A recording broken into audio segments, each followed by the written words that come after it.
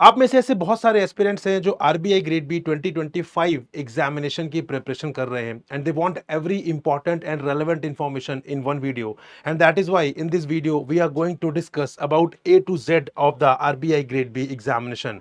So here we would be discussing about the eligibility of the examination, about the pattern of the examination, syllabus of the examination, sources that you have to refer for the preparing of the component of the phase 1 as well as phase 2, salary we would be discussing, and also we would be discussing the cutoff for this examination for both phase 1 as well as phase 2. So all these information we would be discussing in this video so that you can get to know each and every important aspects which is important for you to prepare for the examination. So hello friends, welcome to Super Coaching Regulatory Bodies by Textbook. My name is Prakash and let's discuss the A to Z about the RBI Grade B examination. And if you are appearing for 2025 examination or if you want to start the preparation for 2025 examination, this is one of the most important video for you.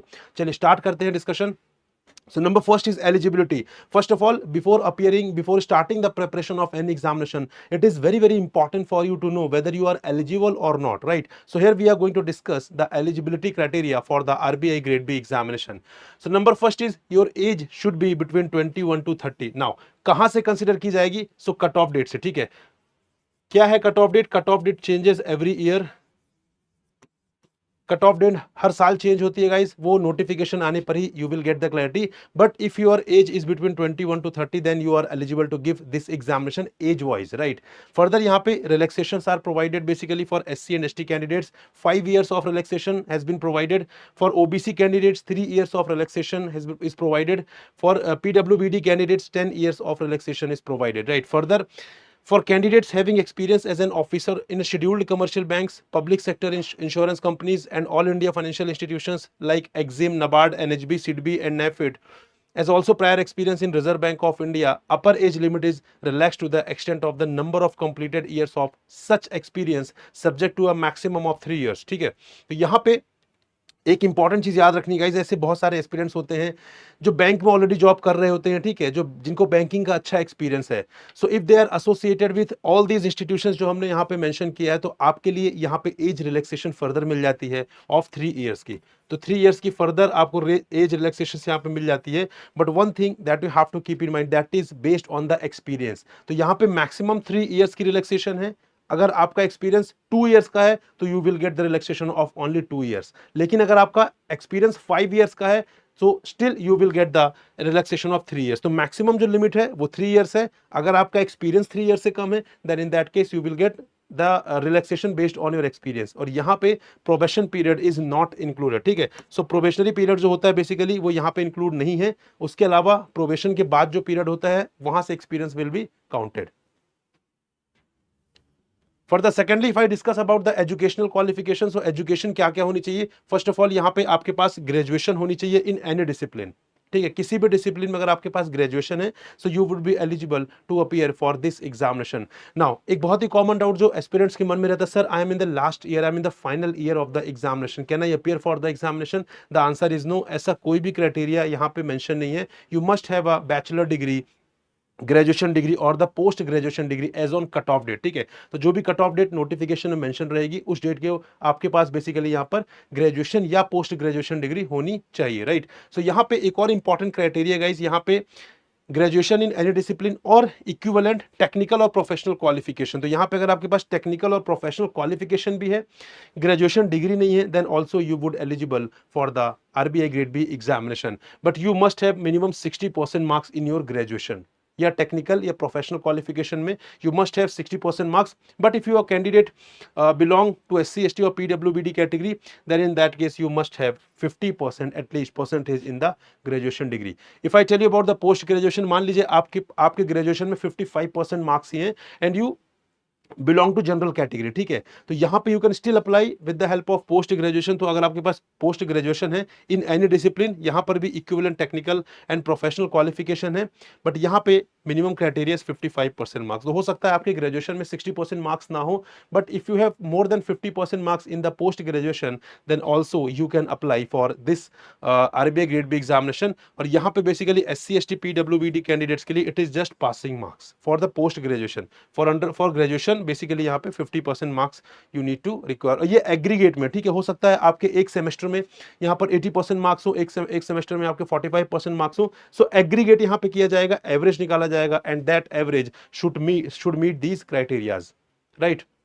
Now, second important fact that you must know if you are starting the preparation or if you have already started the preparation, that is the pattern of the examination. Pattern is very, very important. If you have the clear understanding of the pattern of the examination, then also you would do well in the examination. उसके according you can frame the strategy as well. So this is the pattern guys, यहाँ पे phase 1 का pattern है and phase 2 का pattern we would be discussing here. So if I tell you about the phase 1 of the examination, so 4 components are there: general awareness, reasoning ability, English language, quantitative aptitude. So these 4 components would be there in the phase 1 of the RBI grade B examination. Number of questions would be total 200.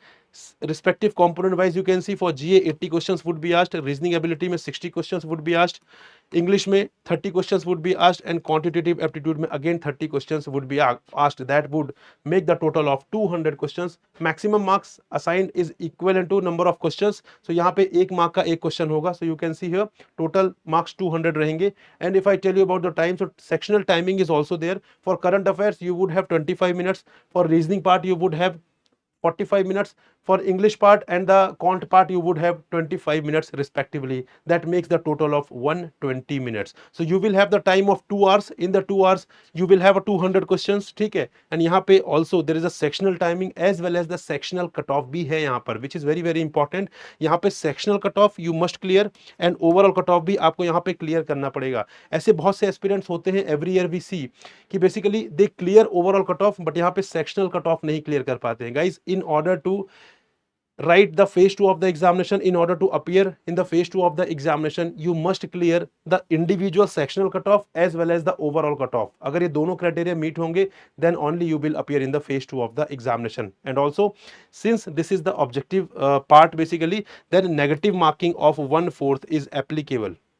ठीक है, 1/4 की negative marking भी यहाँ पर applicable रहेगी. So if you are committing to many mistakes, in that case आपके marks बहुत ज्यादा डिडक्ट हो जाएंगे. So be careful while attempting the paper. Moving on to the phase 2 of the examination. So phase 2 में 3 papers are there, that is economic and social issues, finance and management and the descriptive English. ये तीनों ही 100 marks के होते हैं. So total 100 यहाँ पे you can see ESI 100, then FM 100 and the descriptive English is 100. Further यहाँ पे if I tell you about the breakup of the ESI and the finance, तो यहाँ पे objective as well as descriptive दोनों ही involve होते हैं. So 50% is assign to the objective part, 50% is assign to the descriptive part. Same is the case with FM also, and descriptive English is entirely the descriptive part, right? Further here you can see time allocated is so here 50% objective question for the objective part in the ESI and the FM you would get 30 minutes respectively, ठीक है. And for the descriptive part in all the paper, that is FM, ESI and the descriptive English, you would get 90 minutes. So that makes the total of 5 hours and 30 minutes, right? So total marks 300, 100 marks के each paper रहेंगे and time would be 5 hours 30 minutes. क्या sir यहाँ पे एक साथ ही एक ही seating में यहाँ पे होता है? नहीं, एक सीटिंग में एग्जाम नहीं होता है. पहला पेपर आपका होता है फर्स्ट पेपर, वो आपका फिनिश होता है. उसके बाद you will have the gap of 1.5 to 2 hours, right? And after that second shift would start. और second shift में you will appear for 2 papers, ESI and the descriptive English, right? So in the morning shift finance and management का paper होगा, evening shift में आपका basically यहाँ पर descriptive English and the ESI paper would happen. And यहाँ पे number of question if I tell you, तो objective में क्या होता है बेसिकली, ऑब्जेक्टिव में 30 क्वेश्चंस आर आस्क्ड, ठीक है. 30 क्वेश्चंस पूछे जाते हैं बेसिकली. यहाँ पे 20 क्वेश्चन जो होते हैं वो 2 मार्क्स के होते हैं और 10 क्वेश्चन जो होते हैं 1 मार्क्स के होते हैं. तो that makes the total of 40, right? So in both the cases this is similar for ESI objective as well as for the FM objective. If I tell you about the descriptive of ESI and FM component, so 6 questions would be there, out of which you have to attempt 4. So 2 questions of 15 marks and 2 questions of 10 marks you have to attempt in FM descriptive and the ESI descriptive, right? So which makes the total of 50 again. So this is the breakup, 50 marks का ये, 50 marks का ये, right? I hope you got the clarity with respect to the pattern of phase 2 of the examination. यहाँ पे भी further for the objective part negative marking will be applicable. Descriptive part के लिए तो it is not possible to apply the negative marking, but for the objective part negative marking would definitely apply. Moving on to the phase third of the process, that is interview. Interview is very very important guys. Interview is, do consider the interview one another phase. उसको ऐसे मत लीजिए कि if you are appearing for the interview then definitely you are going to clear the examination. No, जितनी number of vacancies होती हैं उसके 3 times of the candidates are called for the interview, which means 2/3 would be rejected, right? 2/3 would be rejected and only 1/3 will become the officer. तो उसको बिल्कुल भी lightly नहीं लेना है.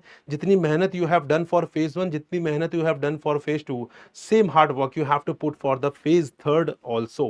फेज थर्ड तो और ज्यादा कॉम्पिटिटिव होगा कि वहां पर जो लोग पहुंचे हैं वो बहुत ही basically they are well prepared for the examination, क्योंकि फेज 2 भी क्वालिफाई कर लिया, फेज 1 भी क्वालिफाई कर लिया, which means they are well prepared for the examination. तो सबसे ज्यादा जो कॉम्पिटिशन है that is in the phase third only. वहां पे जितने भी कैंडिडेट्स जा रहे हैं सबके इक्वल चांसेस हैं यहाँ पर फाइनल ऑफिसर बनने के, राइट. सो इंटरव्यू जो है बेसिकली यहाँ पे that will be interview candidates shall be shortlisted for the interview based on the aggregate marks obtained in phase 2. तो यहाँ पे phase 1 के marks जो है वो नहीं काउंट होते हैं. phase 1 is an elimination stage. एक बार phase 1 हो गया, उसके marks basically आ गए, उसके marks फिर finally consider नहीं किए जाते हैं. that is the elimination stage.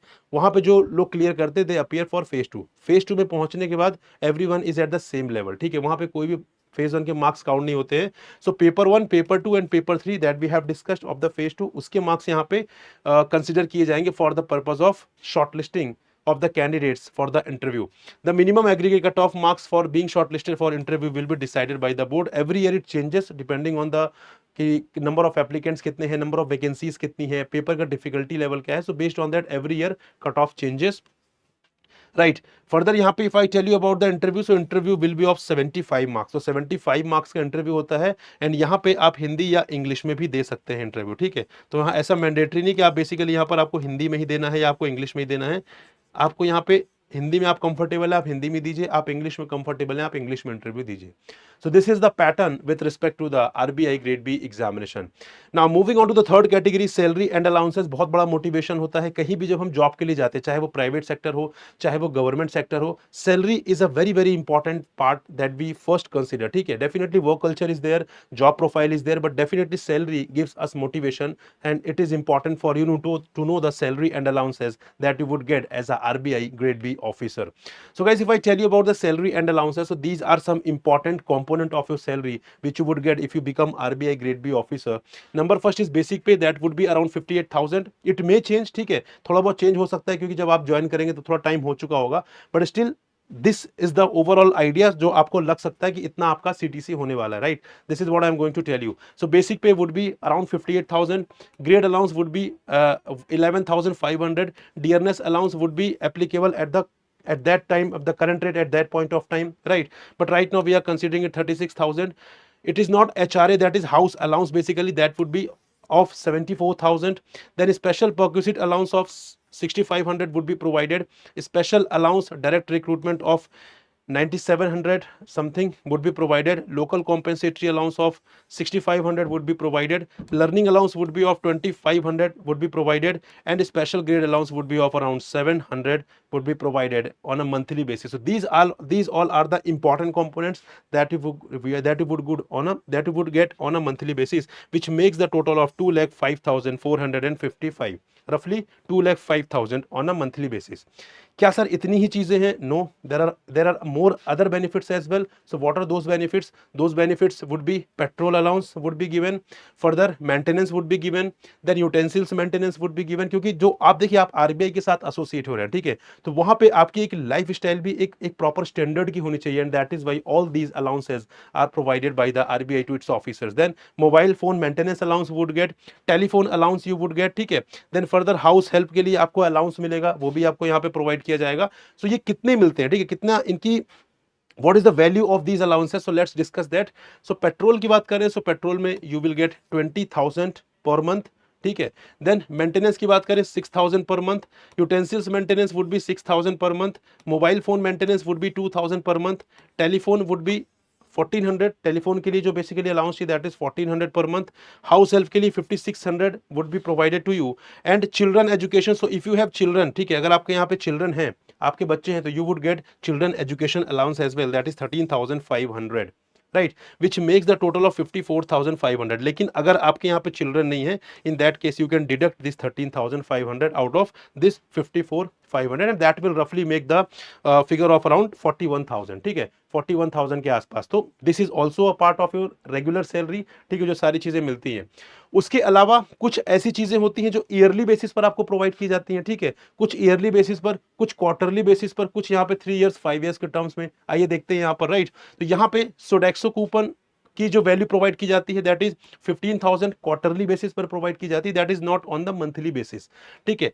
नया मोबाइल लेने के लिए आपको यहाँ पे 40,000 रुपीज पे किए जाते हैं। फोन मेंटेनेंस, जो हमने मोबाइल मेंटेनेंस देखा था, that's a different thing, but नया फोन लेने के लिए आपको बेसिकली यहाँ पे बेनिफिट्स प्रोवाइड किए जाते हैं, that is of 40,000 in 2 years, every 2 years में you would be given 40,000 rupees.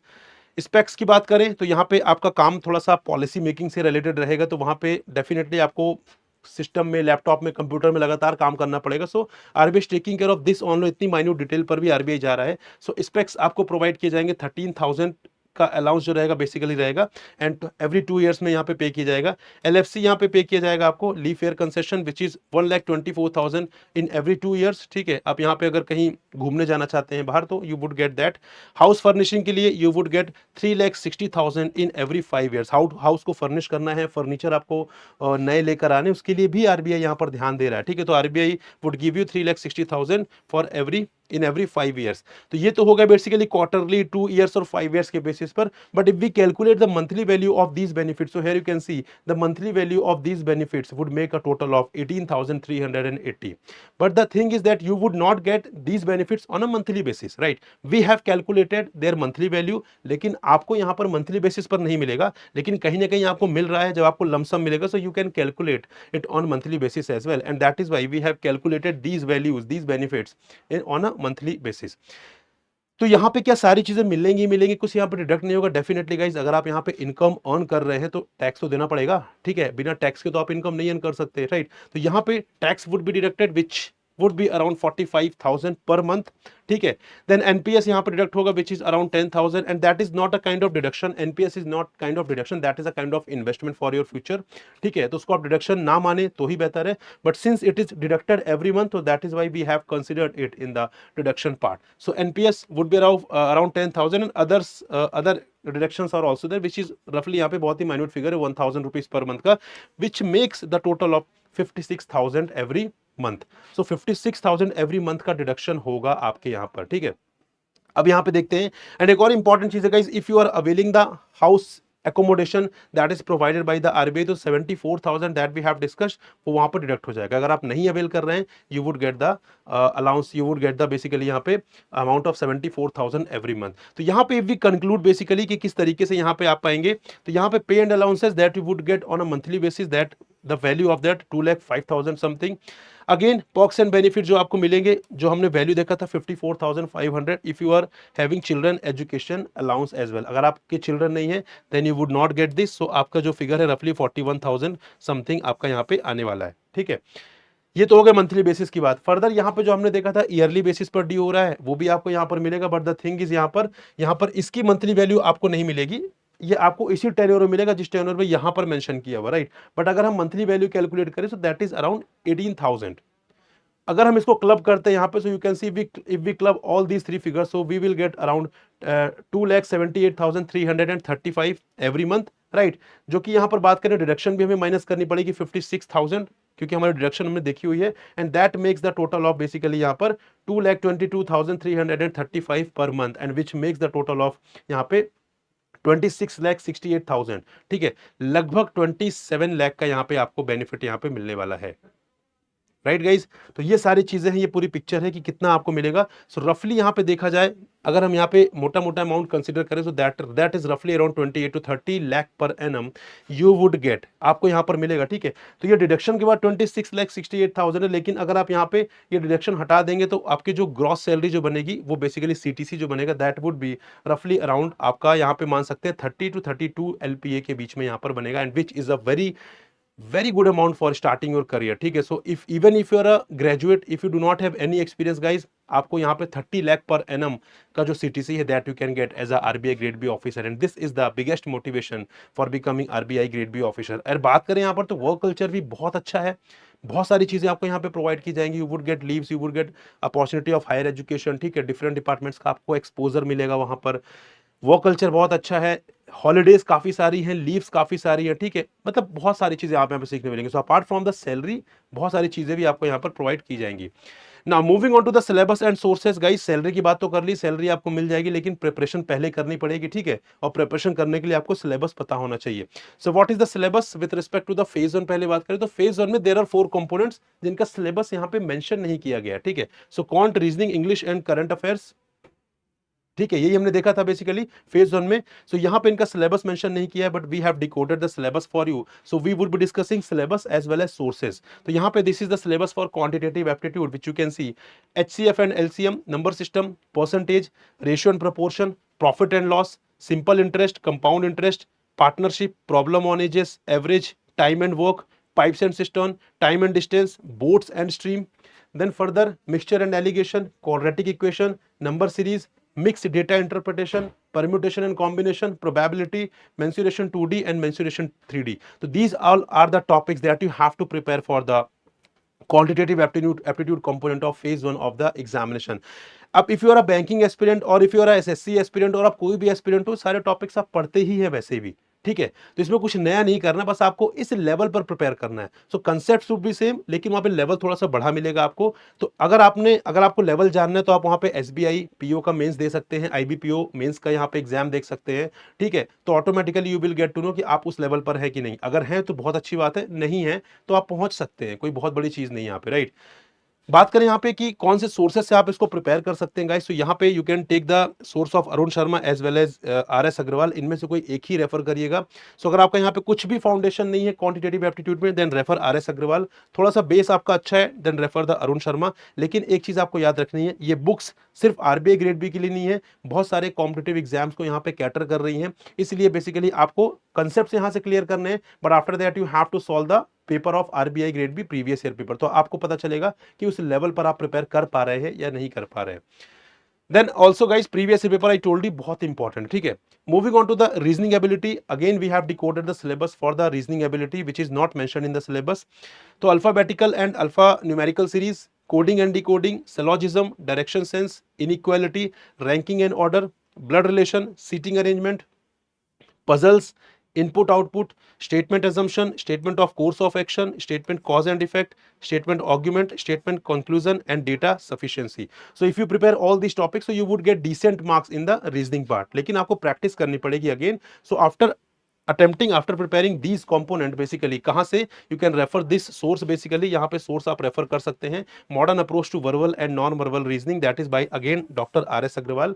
So ये again that's a very generic book for all the competitive examinations. So after clearing concept from this book you have to solve the previous year paper so that you can get to know whether you are at that level which is the requirement of the exam or not. ठीक है? Moving on to the third component. So for English component, you are not supposed to prepare it from any book. Just refer the reverse engineering approach, which means कि आप वहाँ पे MCQs करिए, previous year paper करिए, automatically you would be able to prepare for the English component. लेकिन अगर किसी को लगता है यहाँ पे English बहुत ही weak है, sir topics बता दीजिए, books बता दीजिए, so I would definitely tell them. तो यहाँ पे this is the syllabus, parts of speech, structure of sentences, subject verb agreement, nouns, pronouns, verbs, tenses, modals, conditional sentences, prepositions, complex prepositions, conjunctions, then further articles, adjectives, determiners, adverbs, active passive, rearrangement, parajumbles, close test, reading comprehension, phrasal verbs, idioms and phrases, synonyms, antonyms, and one word substitution. So if you prepare all these topics, so again you would be able to prepare for English component very well. And if you want to refer the book guys, this is the book SP Bakshi, Objective General English, that would help you. But I suggest कि do not refer the book for English component, just focus on the reverse engineering approach. लेकिन अगर किसी को करना है, so this book he can refer. And again previous year paper by default आपको करना ही करना है, उसको तो आप मिस नहीं कर सकते हैं. Moving on to the last component of the phase 1, that is current affairs. So current affairs का weightage you can see 80 marks का रहता है, 10 marks के basically static part रहता है यहाँ पर, but 70 marks से करंट अफेयर्स रहते हैं, ठीक है? सो स्टैटिक जीके यहाँ पे आता है लेकिन बहुत ही कम वेटेज होता है उसका, and that is also derive from the current affairs. तो आपको यहाँ पे कोई पुराना जो नेशनल पार्क हो गए, हिल्स, माउंटेन्स, ये सब पढ़ने की जरूरत नहीं है, जो भी करंट इशू चल रहा है वहीं से डिराइव किया जाएगा static part. For example Russia Ukraine crisis is going on, ठीक है, मान लीजिए, तो वहां पर basically they can ask the capital of Russia, they can ask the capital of basically Ukraine, और they can ask the currency of Russia and Ukraine. So आप ये मत सोचिए कहाँ से आ गया, because that is derive from the current affairs itself, right. But बात करें यहाँ पे जो 70 मार्क्स है, सबसे बड़ा इंपॉर्टेंट पार्ट है, तो वहां पर उसका ब्रेकअप ये है गाइस, मार्क्स यहाँ पे फ्लक्चुएट हो सकते हैं, this is not fixed here, ठीक है, वो फ्लक्चुएट हो सकते हैं, that is a complete description of the RBI, they can change the marking pattern, जो कि फिक्स कभी भी नहीं थे, ये तो based on the previous paper I have mentioned here. So यहाँ पे स्कीम्स हो गया, रिपोर्ट्स हो गया, RBI notifications, press releases and annual report हो गया, union budget and economic survey, then ESI and finance current affairs and the other current affairs. And the good thing with the current affairs is that यहाँ पे 80% of the current affairs that you would be preparing for phase 1 that would be helpful for the phase 2 as well, क्योंकि phase 2 में ये important है, ये भी important है, ये भी important है, ये भी important है and ये भी important है, only ये आपका important नहीं है phase 2 के लिए, ठीक है, और ना ही आपका ये इंपॉर्टेंट है, ठीक है। उसके अलावा आपका यहाँ पे 80% से ज्यादा जो आप पढ़ेंगे that would be helping you in the phase 2 current affairs as well, we would be discussing about that also. Sources की बात करें यहाँ पे, so you have to refer any newspaper, Hindu हो गया, इंडियन एक्सप्रेस हो गया, Live Mint, Business Standard, Economic Times, so they all are very good newspaper, इनमें से कोई एक ही रेफर करिए if you are doing the self preparation. If you are having the mentorship guidance program from anywhere, तो you can refer the material that is being provided by them itself, ठीक है। Self preparation के लिए you can refer the Hindu. यहाँ पे RBI related updates के लिए और जो इंपॉर्टेंट रिपोर्ट्स है जो आरबीआई रिलीज करता है, for that you have to keep watch on the RBI website, that is very very important source. Then further PIB, यहाँ पे जो इंपॉर्टेंट स्कीम्स हैं, इंपॉर्टेंट जो फाइनेंस और ईएसआई से रिलेटेड करंट अफेयर्स है, वो आपको यहाँ से मिल जाएंगे पीआईबी से, अगेन बहुत इंपॉर्टेंट है यहाँ पर। Economic survey and union budget तो आपको यहाँ से पढ़ना ही पढ़ना है, ठीक है, वो आपको पीआईबी से मिल जाएगा, या जब भी यहाँ पे इकोनॉमिक सर्वे यूनियन बजट आते हैं आपको मिनिस्ट्री की वेबसाइट से मिल जाएगा। So these all are the sources for the preparation of the phase 1 current affairs. Moving on to the phase 2 part guys, phase 2 में आपको पता है FM, English and the ESI वाला पार्ट है, ठीक है। मैनेजमेंट की बात करें, so this is the syllabus of management, इसको दो पार्ट्स में डिवाइड किया गया, fundamentals of management and organisational behaviour and ethics at the workplace and the corporate governance. So these all are the sub topics, बहुत important है, एक एक सब टॉपिक्स को आपको बहुत अच्छे तरीके से करना है, do not miss any sub topic, this is the time where you can cover each and everything, right. Do not focus on the important part, nothing is important right now, everything is important, everything is important because you have sufficient time, you have to prepare each and everything in a very detailed manner, ठीक है। so this is the syllabus with respect to the management। बात करें prepare कहां से करना है guys, so 2 books are there for the management part, you can refer the LM Prasad, बहुत important है, and for the ethics part you can refer the BN Ghosh, ठीक है। Again this is very very important, but remember syllabus को जरूर साथ में रखिएगा, otherwise आप ये बुक पढ़ने बैठेंगे तो आपको बहुत मजा आएगा, आप सारा कुछ पढ़ने की कोशिश करेंगे, but that is not relevant and important, ठीक है। जो यहाँ पे सिलेबस की रिक्वायरमेंट है वही आपको कवर करनी है, and also refer the latest edition of the book.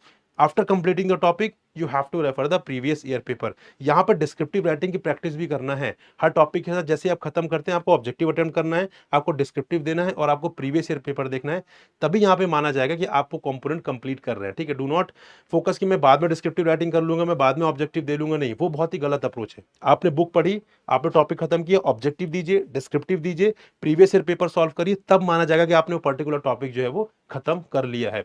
Moving on to the second part that is finance, so this is the syllabus of finance, you can see again paper का name है general finance, तो आप में से ऐसे लोग जो यहाँ पे फाइनेंस बैकग्राउंड से नहीं है, इकोनॉमिक्स बैकग्राउंड से नहीं है, do not worry about the thing guys, यहाँ पे जो सिलेबस है बहुत ही कॉमन है, ठीक है। देखिए यहाँ पे structure and functions of financial institutions, functions of RBI, banking system in India, recent development in global financial system, ये सारे के सारे बहुत ही जनरल टॉपिक है, इसका आपके फाइनेंस बैकग्राउंड से होने या ना होने से कोई भी लेना देना नहीं है, ठीक है। Similarly financial market, similarly general topics जो है, थोड़े से अकाउंटिंग वाले टॉपिक्स हैं, ठीक है, जो अगर आप कॉमर्स बैकग्राउंड से थोड़ा सा आपको डिफिकल्टी आएगी, बट बहुत ही लिमिटेड, यू कैन सी यही topics, otherwise rest of the topics जो है वो लगभग जेनरिक ही हैं, तो आप किसी भी बैकग्राउंड से हो इससे कोई बहुत ज्यादा फर्क नहीं पड़ने वाला है। बात करें यहाँ पे सोर्सेस की, तो यहाँ पे 2 पार्ट हैं फाइनेंस के, दैट इज फाइनेंस करंट और फाइनेंस स्टैटिक, ठीक है। तो फाइनेंस स्टैटिक के लिए गाइस यहाँ पे अगर हम बात करें तो यहाँ पे सोर्सेस क्या है फाइनेंस स्टैटिक के लिए, principles and practice of banking, bank financial management and Ramesh Singh that is Indian economy, so these 3 are very good book, but again guys यहाँ पे ये बुक्स अपने आप में काफी बल्कि हैं, सारी चीजें नहीं पढ़ना है, same strategy that I told you with respect to the management same you have to apply in the case of finance as well, कि यहाँ पर आपको सिलेबस देखना है और सिलेबस के बाद बेसिकली आपको वो चीज यहाँ पे टैकल करनी है कि सिलेबस में जो टॉपिक है आपको वही कवर करना है, उससे ज्यादा आपको नहीं कवर करना है, same strategy, first of all complete the topic, give the objective, write the descriptive answer and you have to give the previous year paper for both objective and descriptive. ये approach आपने follow कर ली तब यहाँ पे consider किया जाएगा that you have completed a particular topic in any component, right.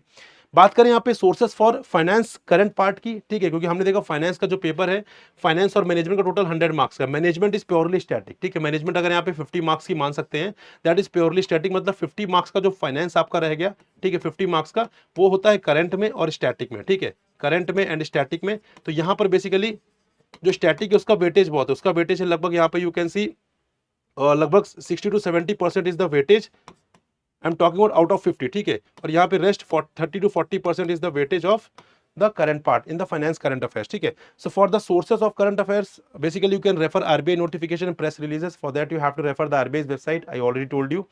Any one newspaper which I have mentioned, Live Mint, Hindu, Indian Express, Business Standard, Economic Times, they all are very good newspapers. You can refer any of them. Then Union Budget आपको refer करना है, ठीक है, I told you here.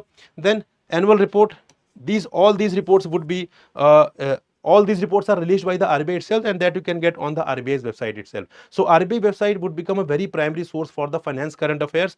Union Budget आपको मिल जाएगा, and keep reading one in newspaper, any one newspaper, read the editorial section, read the economy section, read the international section, ठीक है, read the front page, इतना आपके लिए sufficient. Do not read the local news, that is not relevant for your preparation.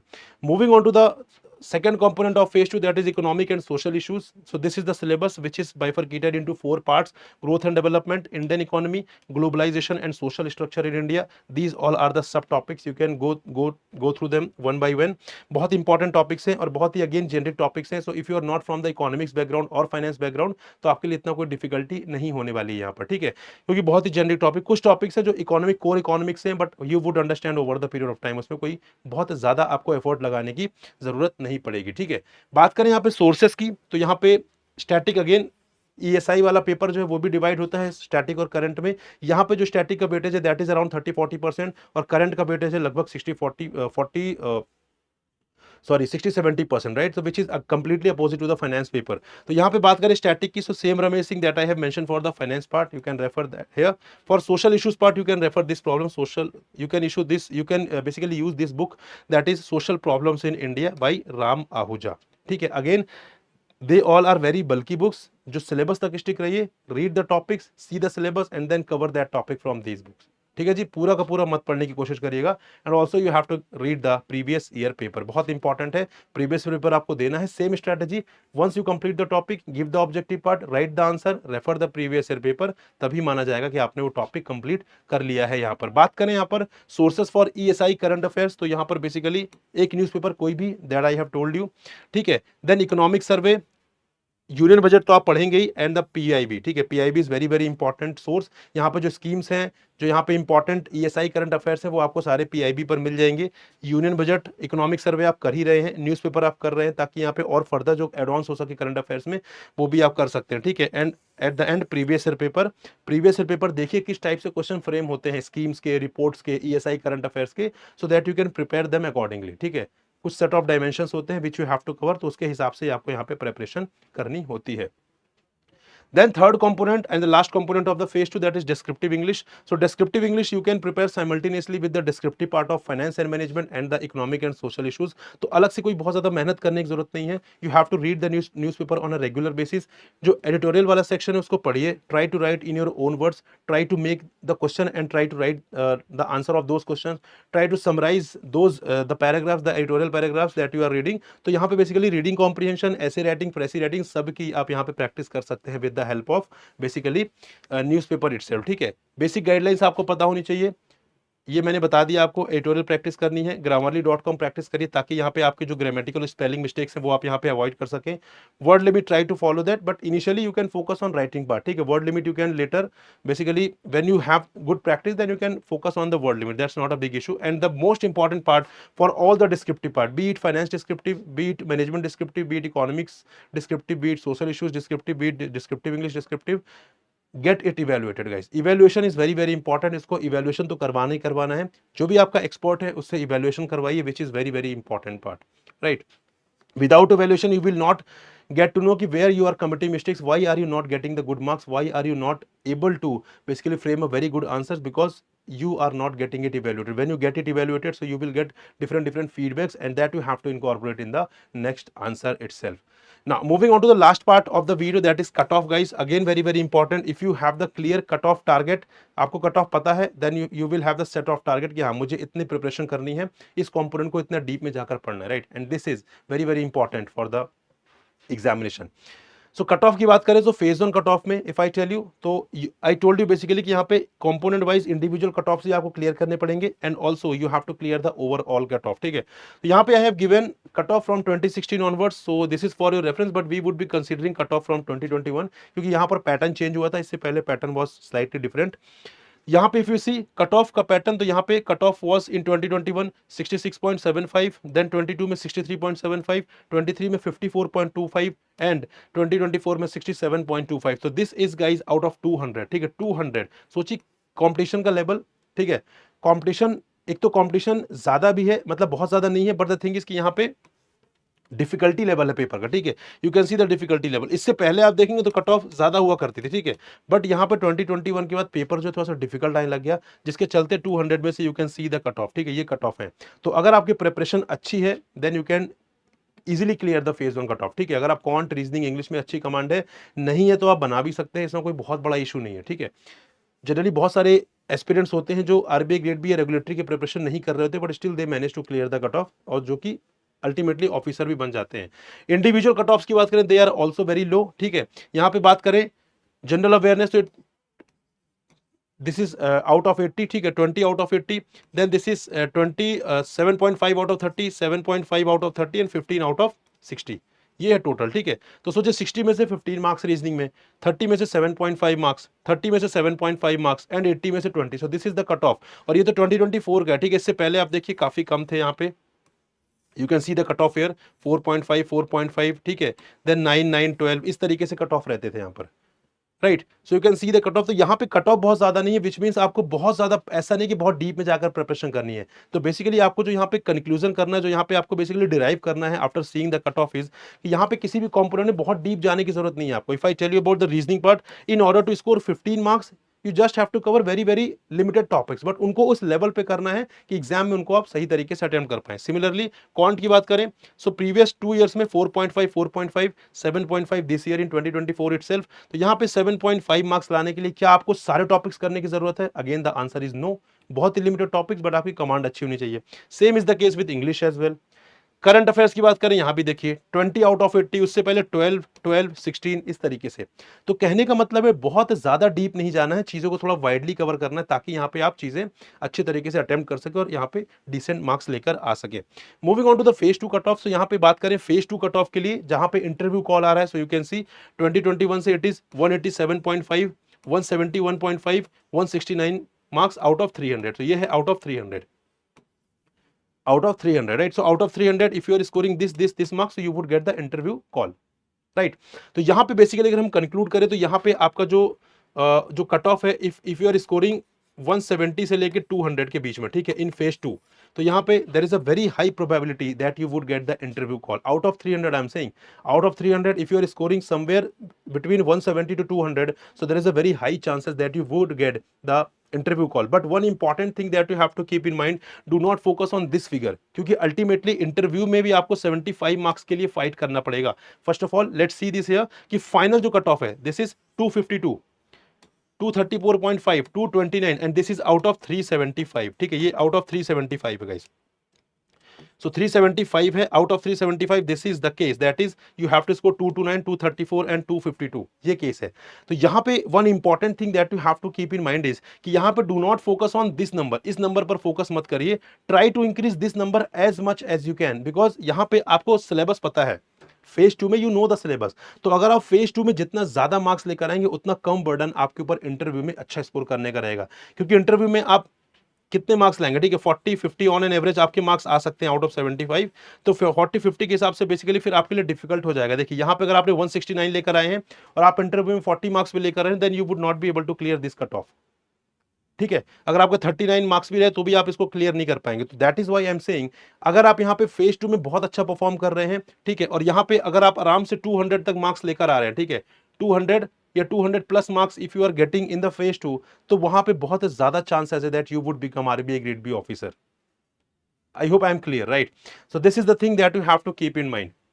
So this is the basically overall discussion with respect to the RBI Grade B examination, where we have discussed the eligibility, we have discussed about the pattern, we have discussed about the salary and allowances, we have discussed about the syllabus, sources, and this cutoff. So these all are the important areas which you must know with respect to the RBI Grade B examination if you are preparing for the exam or if you want to start the preparation for the examination. And guys, I have discussed each and every sources as well, लेकिन sources में क्या होगा, आपको काफी time लगेगा research करने में, क्योंकि यहाँ पे जैसे मैंने आपको 2-3 बुक्स बताई है, ठीक है, 2-3 बुक्स मैंने आपको बताई यहाँ पर, तो 2-3 बुक्स आपको रेफर करनी पड़ेंगी, then you have to filter out the irrelevant content, ठीक है, वो सारी चीजें आपको देखनी पड़ेंगी। तो ऐसा नहीं कि self preparation is a bad thing, बहुत सारे लोग करते हैं, लोग क्लियर भी करते हैं, लेकिन अगर आपको यहाँ पर रिसर्च नहीं करना है, if you are a working aspirant, time बहुत कम है आपके पास, या अदरवाइज कहीं आप और इंगेज्ड हैं, टाइम कम है, तो in that case mentorship programme जो होते हैं वो आपकी बहुत हेल्प करते हैं, क्योंकि वहां पे ऑलरेडी जो रिसर्च आपको करनी थी वो रिसर्च हमारी पूरी टीम ने आपके लिए ऑलरेडी कर दी है, बस आपको करना है कि आपको पढ़ाई करनी है। फिर आपको इधर उधर फोकस नहीं करना है कि यार मुझे बुक परचेस करनी है, मुझे सारा कंटेंट मैच करना है, मुझे रेलेवेंट कंटेंट देखना है, मुझे पीवाईक्यू सर्च करने हैं, ठीक है, डिस्क्रिप्टिव राइटिंग में किससे इवैल्यूएट करवाऊं, ठीक है, ऑब्जेक्टिव में कैसे मैं इवैल्यूएट करवाऊं, तो वो सारी चीजें आपको हेडेक सब दूर हो जाती है, बिकॉज वो सारा जो अरेंजमेंट होता है, सारा mechanism we provide on your behalf. आपको बस यहाँ पे बेसिकली बस फोकस करना होता है पढ़ाई करने पर, and that is why we have started this RBI grade B 2025 Lakshya batch, which is a foundation course and which is a comprehensive course for the RBI Grade B 2025 examination. Now the question is, what are we providing as a part of this course? So we are providing n number of things. For example, we are providing live classes, we are providing MCQs, ठीक है, we are providing notes. Then further descriptive writing component, which is very very important, because around 67% of the phase 2 weightage is assigned to the descriptive part. You have seen 50 marks of FM paper, 50 marks of ESI paper, an entire 100 marks of descriptive English is assigned for the descriptive writing component, and that is why I told you to get your descriptive answer evaluated. That is mandatory for you, right? So evaluation part we are also providing as a part of this comprehensive course. Then interview guidance program, one-on-one mentorship. So all these are prime features that we are providing. So this is one of the best platform for the preparation of RBI Grade B. Why I am saying this? Because based on the two important factors that I personally love, right? Number first is live classes. Now you would say, sir, everyone is providing live classes. Definitely everyone is providing the live classes, but here the purpose of the live class is not to complete the syllabus only. Syllabus would be completed, that is a part of this journey, but primary focus is to focus on the foundation building, ठीक है, तो यहाँ पे foundation पर focus किया जाएगा. We would be focusing on knowledge enrichment, and syllabus तो definitely complete होगा ही होगा, ठीक है, there is no doubt about it, क्योंकि गाइज यहाँ पे आप में से ऐसे बहुत सारे एस्पिरेंट्स हैं जो हो सकता है जिन्होंने कभी इकोनॉमिक्स ना पढ़ी हो, जिन्होंने कभी फाइनेंस ना पढ़ी हो, जिन्होंने कभी कॉमर्स ना देखा हो, कॉमर्स ना पढ़ा हो, you might be from the arts background, you might be from the science background. So इसीलिए through this live classes we would be starting the things from very scratch, बिल्कुल स्क्रैच से, considering that you are completely new to the component. So classes will be in a very layman language, right? Classes will be with realistic examples so that you can understand the concept. यहाँ पे focus आपको चीजें याद करवाना नहीं है, बल्कि आपको समझाना है. आपकी एक बार अंडरस्टैंडिंग डेवलप हो गई, आपका फाउंडेशन स्ट्रांग हो गया, then you would definitely do well in the examination. The knowledge that you would gain over the period of 6 to 7 months, that would be with you forever, और आपकी हमेशा help करेगा. Because when you enter into RBI as a RBI Grade B officer, तो वहां पर आपको basics of finance, basics of economics आपके लिए बहुत ही इंपॉर्टेंट है, जो आपको वहां पे कवर करने पड़ेंगे, जो आपको जरूरत पड़ेगी. करंट अफेयर्स आपको अवेयरनेस नहीं है, कोई बात नहीं, लेकिन अगर आपको स्टैटिक कंपोनेंट का आइडिया नहीं, स्टैटिक कंसेप्ट्स का आइडिया नहीं है, तो फिर आपके लिए बहुत डिफिकल्टी हो जाएगी, right? And this is the focus of the live classes. So this is number first which I personally love, and second is one-on-one mentorship. Guys, I have seen multiple mentorship program. वहां पर एक जो common issue जो बच्चे face करते हैं कि कहीं कहीं पर तो ये फैसिलिटी होती भी नहीं बच्चों का मेंटोरशिप प्रोवाइड करने के डायरेक्टली, जहां पर होती वहां पर एक बहुत इशू है कि वहां पर क्या होता है, ग्रुप कॉल पे सारे बच्चों को इनवाइट किया जाता है, and mentor ask basically query one by one, ठीक है, तो वहां पे a lot of aspirants hesitate to ask their query, and उसके क्या होता है, ultimately their query basically gets unresolved, ठीक है, तो वहां पे उनकी कोई क्वेरी रिजॉल्व हो ही नहीं पाती, and that is why we have understood the pain point and we have developed the mechanism of one on one mentorship. So whenever you have doubt, whenever you feel that you are lost in the preparation, whenever you feel low on confidence, guys, you can just book a slot with any mentor whom you want to connect, ठीक है, जिस भी mentor से आप connect करना चाहते हैं आप कर सकते हो, just need to click on a slot, ठीक है, you have to book a slot and 2 persons would be there in the meet, you and the mentor, so you can ask anything, ठीक है, जो भी आप पूछना चाहें you can ask it. Classes have just started, तो जो classes हो गई हैं that you can watch in the recorded form, and number of classes are waiting for you for the live mode basically. तो यहाँ पर क्लासेस स्टार्ट हो चुकी है। Link of the course is given in the description guys, description में दिया हुआ link, उसको जरूर एक बार देखिएगा आप लोग। और यहाँ पे कोई जल्दबाजी मत करिए कोर्स परचेस करने के लिए, पहले सारी चीजें मैच कर लीजिए। कोई भी कोर्स अच्छा या खराब नहीं होता। आई एम नॉट सेइंग कि बाकी कोर्सेज खराब है, सारे कोर्स अच्छे होते हैं। आपके लिए कौन सा कोर्स सूटेबल है that you have to decide, ठीक है। तो सारे कोर्सेज को एनालाइज करिए, जल्दबाजी मत करिए। You are having a limited resources, तो उसको अच्छी तरीके से सही जगह पर यूटिलाइज करिए। तो प्रॉपर तरीके से एनालिसिस करिए। Then if you feel confident कि हाँ ये मेरे लिए बेसिकली कोर्स सूटेबल रहेगा, then subscribe for that course, right. And guys यहाँ पे I can understand one very very important thing कि यहाँ पर being aspirant it is very difficult to arrange more resources, and that is why here we are trying to keep the cost as minimal as we can, because we feel that those who want to become officer actually genuinely, then cost should not be the barrier in their journey. And that is why we are already providing huge discounts, and also we have developed the mechanism of coupon code through which you can avail further discounts. So if you want to subscribe for the course, link is given in the description. You just have to click on the link, and when you go for the subscribing the course, there you can see the option apply coupon. And if you apply this coupon code Prakash, this is my name, and that will also work as a coupon code. So if you apply this coupon code there, so you can see a drastic reduction on the final prices further, so that will make the course more affordable for you, right. तो यहाँ पे यही हमारा mindset है कि जो लोग seriously पढ़ना चाहते हैं, जो लोग सीरियसली ऑफिसर बनना चाहते हैं, उनके रास्ते में बेसिकली कॉस्ट एक बैरियर बिल्कुल भी नहीं बनना चाहिए। इसीलिए we are trying our best to provide you the cost in a very to provide the course in a very affordable cost, right? And this is my personal telegram group, do join this, isko join karenge to you can get in touch with me anytime. If you have any query guys, you can simply ask in the group and I'll personally be taking care of your query, right?